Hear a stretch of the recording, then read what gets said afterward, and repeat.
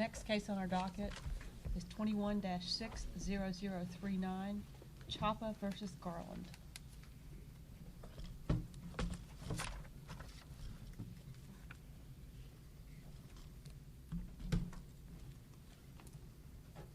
Mr. Bray. Good morning, Your Honors, and may it please the Court. My name is John Michael Bray, and I represent the petitioner, Jorge Ayala Chapa, along with my lead counsel, Robert Urenda. There are two issues presented by this case, and I'd like to focus my argument this morning on the first issue, which is whether the term of a temporary board member of the Board of Immigration Appeals can be renewed as a matter of law.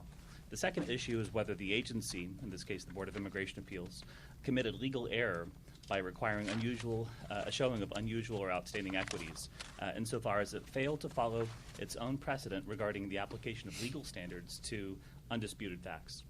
Would the Court like a brief recitation of the facts?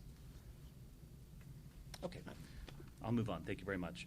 So the first issue is whether the temporary board member, in this case, Megan Foote-Monsky, who decided Mr. Ayala's case, was illegally reappointed to a 6-month term in violation of the Board of Immigration Appeals regulations. Now, what is the regulation at issue here? It's 8 CFR section 1003.84.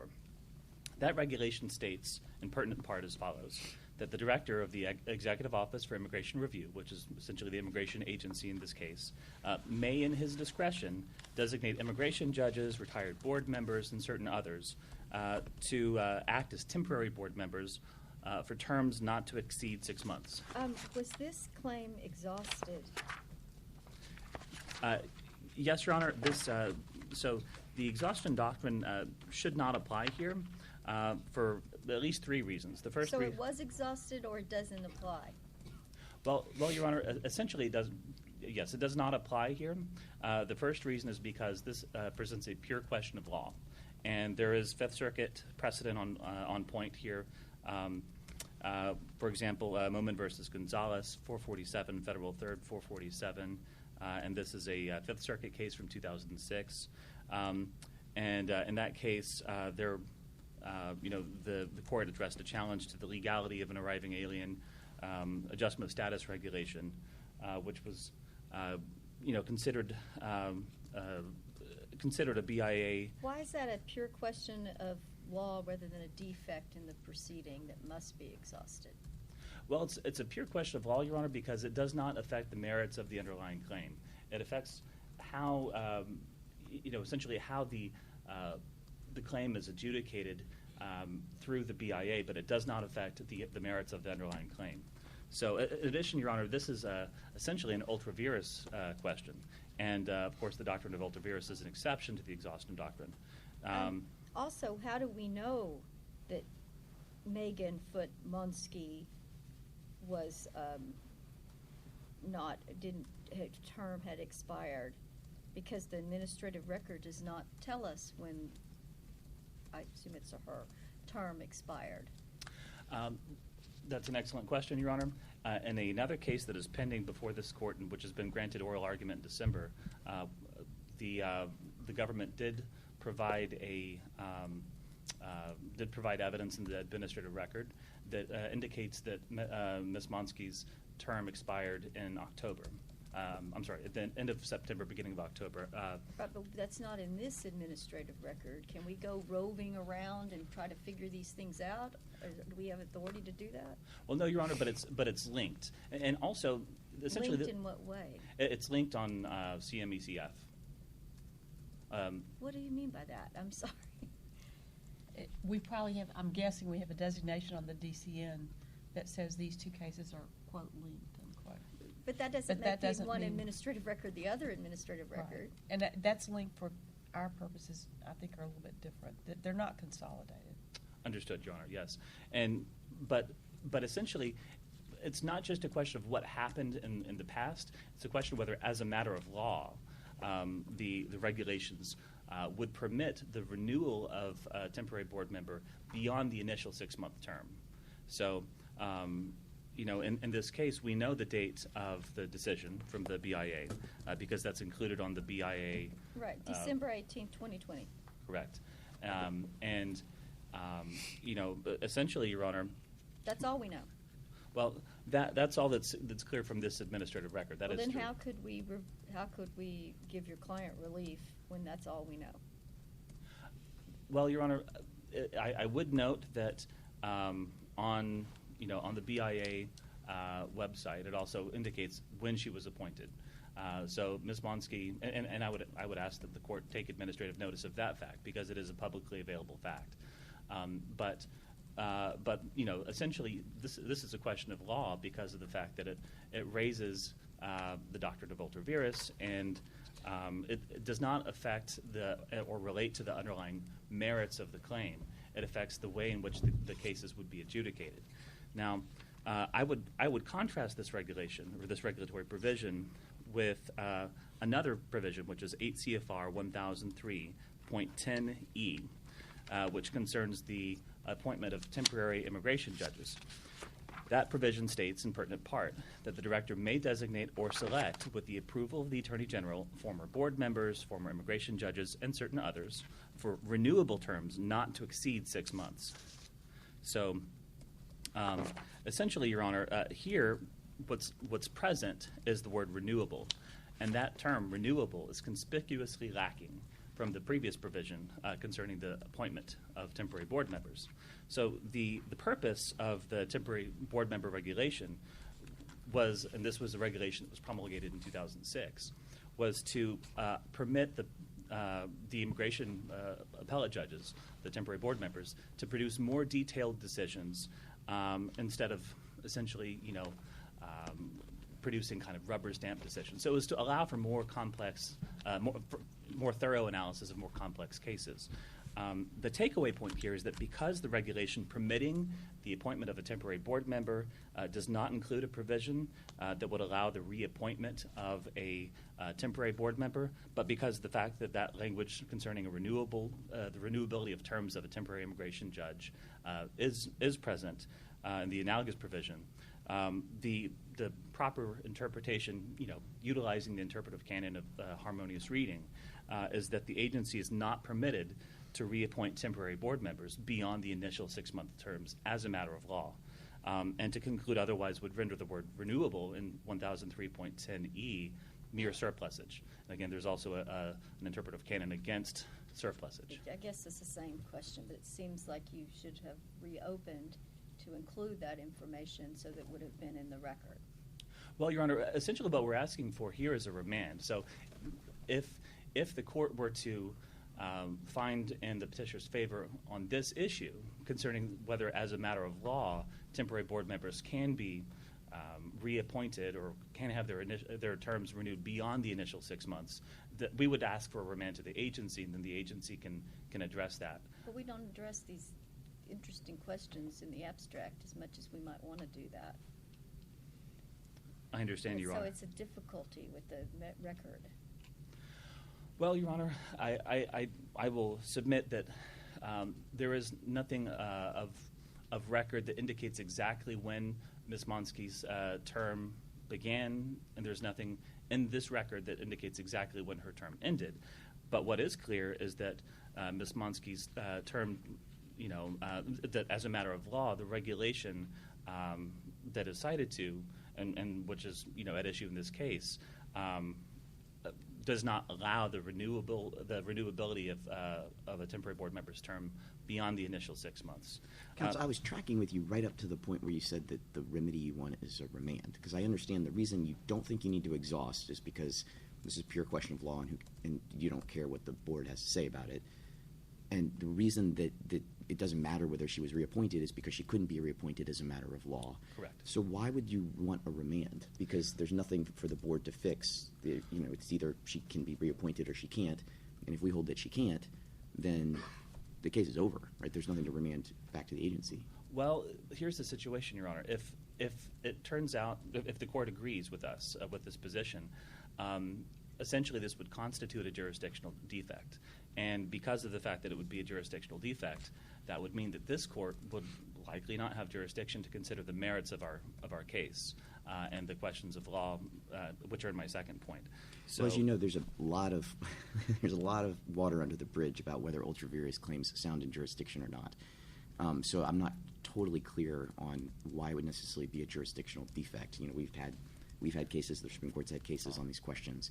But I guess all of it comes back to a broader proposition that I'm not totally certain about, which is that none of these things that we're talking about, 1003.14, 1003.10, none of these sound in the INA, right? These are just provisions implementing regulations from the Department of Justice. That is correct, Your Honor, yes. So what is the best authority you have for the idea that you have an ultra vires claim where the agency is acting outside the scope of the regulations it's written to sort of govern its own internal procedure? Well, Your Honor, just to be absolutely clear, our argument is not that the regulation is ultra vires of the statute, but rather that the agency's action in reappointing the temporary board member in this case was ultra vires of the regulation. And I completely understand that, and I'm wondering why that's not a problem for you. Because normally when we see these ultra vires claims, it's because either an agency promulgates a regulation that conflicts with a statute, or they're doing something that's inconsistent with the Constitution or something. You know, we've had these cases in removal authority. I'm not sure of a case where the agency promulgates a regulation that says we are going to do X and Y and Z, and then they do some other thing, and that's an ultra vires because it's an ultra vires claim because it's inconsistent with their own implementing regulation. Well, Your Honor, essentially the issue is that whenever an agency promulgates regulations or any sort of rule, whether it's a regulation or sub-regulatory guidance, it must act in conformance with its own internal policies, with its own regulations. And, you know, as Justice Gorsuch so astutely observed in this Chavez versus Garland, words are how the law constrains power. So in the event that the agency promulgates a regulation and then does not comport with, or does not take action in conformance with that regulation, it violates the law and it must be held to account. So I would also note, Your Honor, that the Fifth Circuit has issued a decision in a case called Collins versus Mnuchin. I have the site here. Yes. We're aware. Yes. Okay. And of course, I'm sure Your Honor is also aware that that case cited the Supreme Court precedent decision in Wynn versus United States. So, essentially the issue that I would raise, the reason I'm bringing this up is because whenever there's a problem with whether the tribunal who issued the decision, in this case the Board of Immigration Appeals, was improperly constituted or whether it was disqualified for any reason, that is a form of structural error. I thought someone had said in some other agency context that indeed you could ask an agency to determine whether it was lawfully constituted. Am I misremembering that somewhere somebody has held that in the last year or two? I can't name a case off the top of my head. I would also like to note, to be completely frank, that I am referring to the concurring decision in Collins versus Mnuchin, but it did cite Supreme Court precedent, and that was at 593 of the Collins case. So, but if I may move on to my second point, because I see I only have 2 minutes here. The second point, which is, the court should reach, in the event that it does not find in our favor on the first issue, is that the agency committed legal error by requiring unusual or outstanding equities in this case. Now, this was covered on pages 11 to 15 of the petitioner's opening brief. And essentially our argument is that the immigration judge, whose decision was fully adopted pursuant to matter of pro bono by the temporary board member, by the BIA decision, stated the correct legal standard, but applied the wrong one. And there are a number of reasons why we believe this happened, but essentially the factors, the legal issue is whether the standard was applied, whether the correct standard was applied. We contend that it was not. And the standard that should have applied was that found in matter of CVT, which is a BIA decision from 1998. And there are a number of factors here that would be included in that legal standard. Now, one of the reasons why we contend that the legal standard was not correctly applied was because of the fact that the legal standard that was cited to, which was matter of Sotelo, indicates that that an immigrant need not show outstanding or unusual equities as a threshold issue, but rather that those issues should be considered in the more generalized weighing of the adverse factors and favorable equities. One of the reasons why, in fact, one of the salient reasons why we believe that the wrong standard was applied here was because the immigration judge, who sat throughout 3 hearings in this case, was not the same immigration judge who decided the case. And in support, I would cite to pages 52 of the Record on Appeal, which shows the name of the immigration judge who decided the case.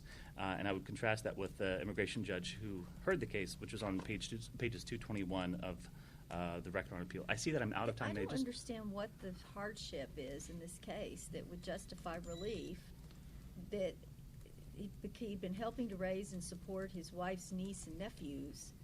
That's very common. That never is enough. I mean, I don't understand that that's on the merits, even if we could get to the merits, given his criminal history, et cetera, that he could possibly win. So help. I see that I'm out of time. May I respond, Your Honor? Please.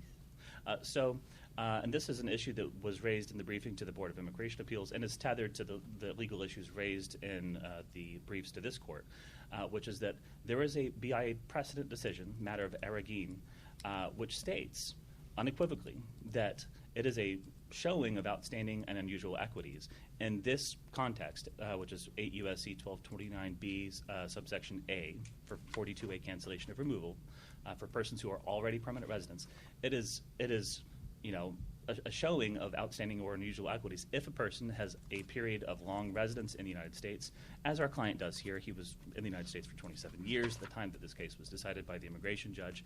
And furthermore, whenever the immigrant has been taking care of U.S. citizen children, as he has here. Now, in this case, the thing that's even more extraordinary, and I would point to pages 42 and 50 of the Record on Appeal and the immigration judge's decision, is that the immigrant in this case, Mr. Ayala Chapa, also took on care of his nieces and nephew. Okay, we have your argument. Okay, thank you very much, Your Honor.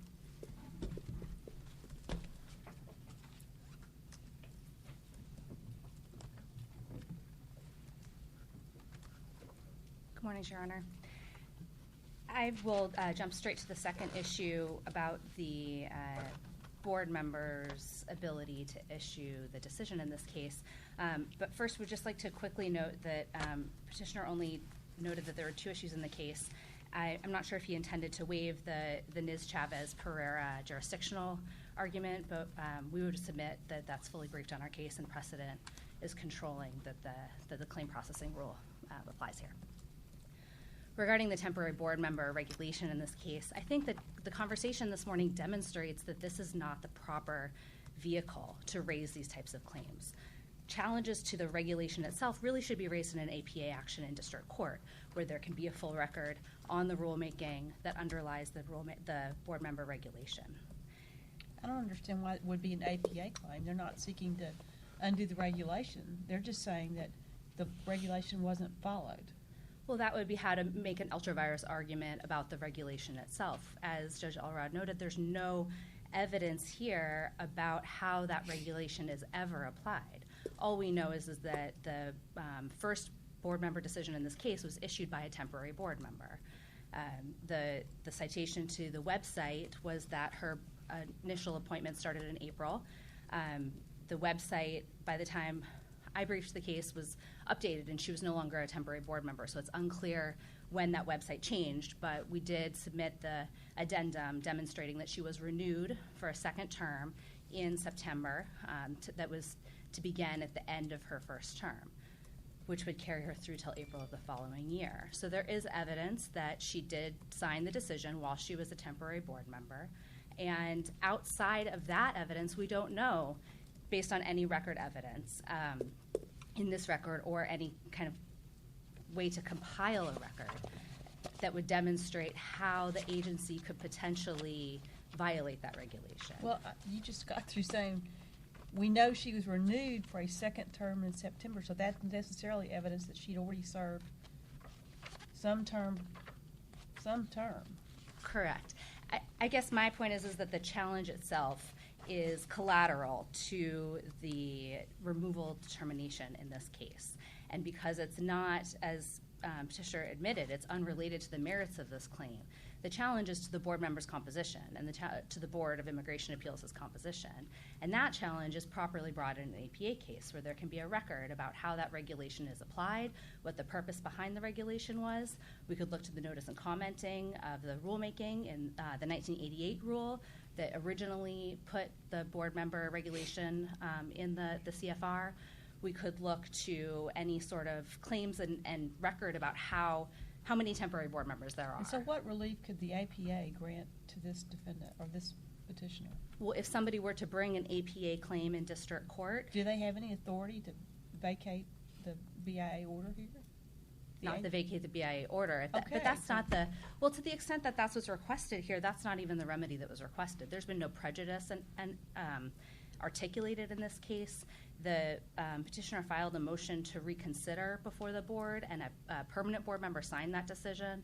Nowhere in that motion to reconsider was any sort of allegation that Ms. Monsky did not have the authority to issue the first decision. So any sort of allegation that was legally erroneous was waived at that point because they did not argue before the board that the prior decision that they were challenging was an error.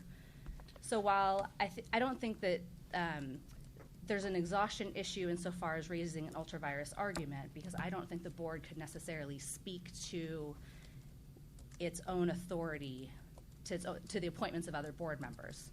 I don't think if somebody were to raise on appeal to the board an argument saying the board member cannot be a temporary board member because they don't have the authority, I don't think that the board would have authority itself to articulate to rule on that issue. Why not? Because it seems like they would say, these are our rules. Oh my goodness, this doesn't follow our rules. We're the people that enforce our own rules. These are our own this is a regulation from our agency. Why wouldn't they be the right people to say, we're not following our rules, we better fix that?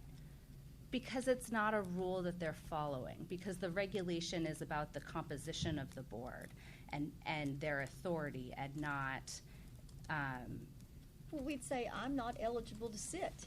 Just if I was a judge and should have been recused, and you'd have the responsibility to say, oh my goodness, I'm ineligible. Just in the duty of candor, I believe that the board would say that they don't. I recognize that Chief Judge Richman had tried to remember a case recently where agencies could question their own authority. The board does not question its own authority. It routinely declines to answer those questions when presented. Maybe it should do some self-reflection. That's possible. Like we all should do from time to time. That's possible. I just would not argue that a failure to exhaust because I'm not sure that the board would address that question. So I think if it were presented, the board would say we don't have authority to answer that. And so I wouldn't put a burden on someone to exhaust a question that I don't think the board would answer. But I do think that it demonstrates why it's not the appropriate vehicle to raise those kind of claims. But even if it were the appropriate vehicle, as I noted, there's no assertion of prejudice here, and so there's no remedy that could be considered. And even if they did assert prejudice, the motion to reconsider would have fixed any of that. If there was some sort of problem with the first decision, that would have been the appropriate time to bring it to the agency's consideration. Counsel, I saw in the footnote of your red brief where you say, please take judicial notice of this reappointment memorandum. I understand that the Attorney General signs the reappointment memorandum. I assume signs also the appointment memorandum for a temporary board member. Is that true? I don't know the answer to that. So that's not in the record either? No, I don't have access to that. Can you tell me what the distinction is between who appoints permanent board members? Is it the Attorney General for that too? Yes. Is there a different procedure for the appointment of a temporary board member versus a permanent board member? Yes. And what is that difference? Some of this is based on my own knowledge and not a record, so I would caution that if I'm incorrect, I will submit a letter to the court if I'm incorrect on any of this. But when board members are constrained by regulation, there's currently 23. And so if there is an opening, the Executive Office for Immigration Review will post a posting. It's usually internal, but they will post a posting on USA Jobs, and people can apply for that posting. It then goes through a full application process, just as immigration judges do or any other federal government employee. Temporary board members is not a new hire position. It's essentially, I would equate it to almost like a detail. within the federal government. And so it's for specific people. The regulation specifies that it's retired immigration judges, retired ALJs, current immigration judges, and certain Department of Justice employees who have been there for longer than 10 years. They can apply for that position. So it's different eligibility requirements. They can apply for that position, and it's for a fixed period of 6 months for each term. And so and a board member applies for a permanent job that comes with all of the benefits and pay of that job. And so there are two different positions that are applied for separately, posted for separately. I assume they're interviewed by different people. I would assume that there's different background checks that are completed as part of that process. But I don't know the information on that, all of which could be developed if this case were brought as an APA action, and those are part of the allegations that were raised in a complaint. I will briefly just adjust the temporary immigration judge regulation, only to say that the more detailed regulation that was issued in 2014 should not be used by this court to impose a term limit in the regulation that was first introduced in 1988. There was a much less detailed version. The two regulations were proposed under different notice and comment, or different rulemaking. In fact, the temporary board member was not subject to notice and comment because it was an internal rule.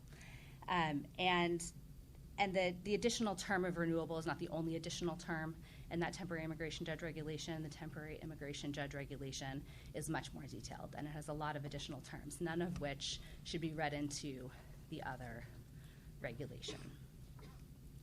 And then regarding the cancellation of removal, this court has substantial jurisprudence about the lack of jurisdiction to review the discretionary weighing of factors. And that is ultimately what is raised in this case. Although it's articulated as the application of an incorrect standard, when you look carefully at the decisions, the immigration judge did not apply an incorrect standard, and the board did not apply an incorrect standard. The immigration judge referenced unusual, exceptional factors that would need to be considered if significant negative factors were also present. But the board, which is the decision before this court, adopted the immigration judge's factual findings, considered the negative equities, considered the positive equities, weighed them, and reached a conclusion. That's proper. Was that a de novo review, substantial evidence? What was the board conducting? De novo. The board reviews discretionary determinations de novo. And then it can adopt the immigration judge's fact finding. If it does not adopt the immigration judge's fact finding, another example would be that it would find no clear error in the factual findings and then make its own analysis and go through the steps. But here, because it agreed with the immigration judge's analysis, it adopted the factual findings, adopted the conclusion, and demonstrated that it considered all of the factors presented. The court's recent decision in Castillo Gutierrez, in Trejo, in Nastase, all of those cases demonstrate that this is a discretionary determination that's outside of this court's review. If the court has no further questions, we rest on our briefs.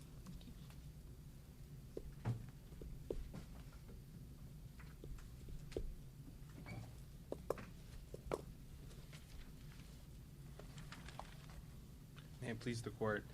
I'd like to respond to a few of the government's contentions regarding the regulation. We contend in this case that prejudice is not a prerequisite for this court to be able to render a decision in our favor. One of you guys are aware of the Mnuchin case. That case, in its concurrence. Let me just say, I'm not offended by you guys, but some other judges not present today would be. So I'm just telling you that for future yes, Your reference. Honor.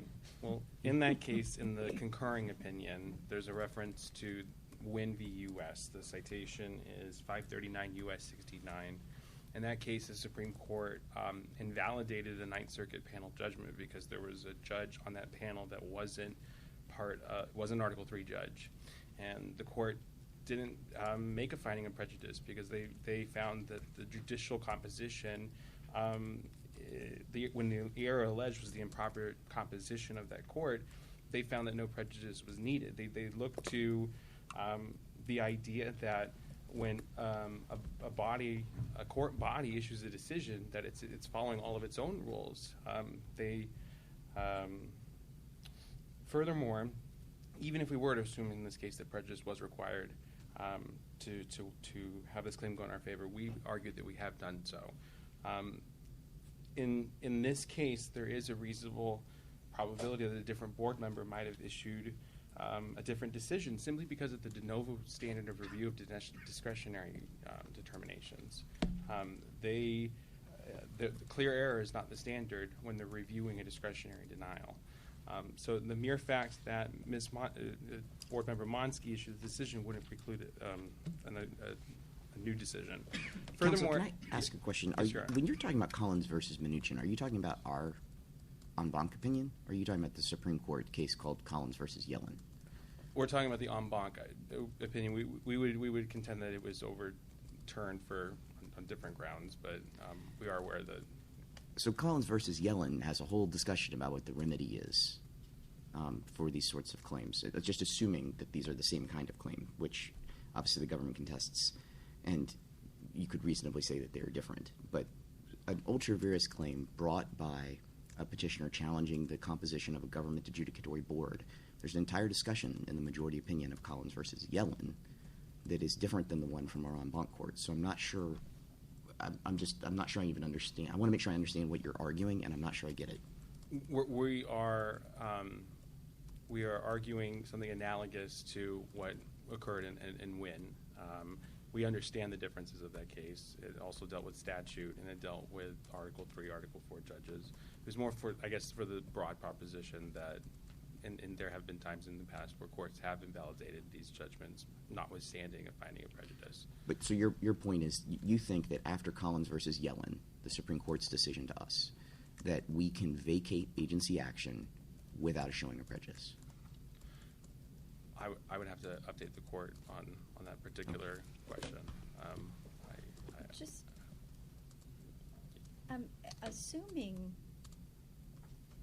arguendo that you could vacate and go back and remand and get a do-over. We also have a doctrine in the Fifth Circuit in the immigration context about futility. We do not require this remand when it's abundantly clear what the outcome would be if someone were to relook at these facts. Why isn't the futility doctrine at issue here, given the overwhelming problematic factual posture that your client finds himself in? Yes, Your Honor. We would contend that the fact that the board in this case would review the claim completely de novo would be one factor as to why it wouldn't be necessarily futile. Each board member could come to a reasonable different conclusion, and we're not in a situation where we have to go beyond a clear error standard where we have to effectively accept the facts as true, except if there's reasonable minds that could differ. So we would argue that the de novo standard is something that would preclude the applicability of this case of futility. Are you saying that it's not true that your client has his criminal and drug and all of this issue? No, we acknowledge the criminal history. We do. But, okay. And that's my time. If you have no other Thank you, questions. Counsel. Thank you, Your Honor.